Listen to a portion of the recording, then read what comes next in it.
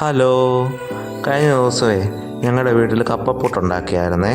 അപ്പോൾ നമ്മൾ കപ്പപ്പുട്ട് ഉണ്ടാക്കിയെന്ന് പറയുമ്പോൾ നമ്മുടെ വീട്ടിൽ കപ്പ എടുത്തിട്ട് ഉണക്കി വെച്ചിട്ടുണ്ടായിരുന്നേ, പച്ചക്കപ്പയെ. അപ്പോൾ ആ പച്ചക്കപ്പ അരിഞ്ഞിട്ട് ഉണക്കി വെച്ചത്.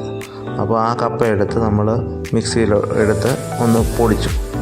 നമ്മൾ അരിപ്പൊടിയൊക്കെ പൊടിക്കുന്ന പോലെ പൊടിച്ചിട്ട് അതിനെ നമ്മൾ പുട്ടിന് നനയ്ക്കുന്ന പോലെ, സാധാരണ പുട്ടിന് നനയ്ക്കുന്ന പോലെ, അരിപ്പുട്ടിനൊക്കെ നനയ്ക്കുന്ന പോലെ നനച്ചിട്ട് നമ്മൾ അതിനെ ഒന്നുകൂടെ ശരിയാക്കാൻ വേണ്ടി ചെറുതായിട്ടൊന്ന് മിക്സിയിലൊന്ന് കറക്കി, അത് കഴിഞ്ഞിട്ട് അതിനെ നമ്മൾ പുട്ടുകുറ്റിയിൽ വെച്ചിട്ട് എടുക്കുമ്പോൾ നമ്മുടെ കപ്പപ്പുട്ട് റെഡിയായി.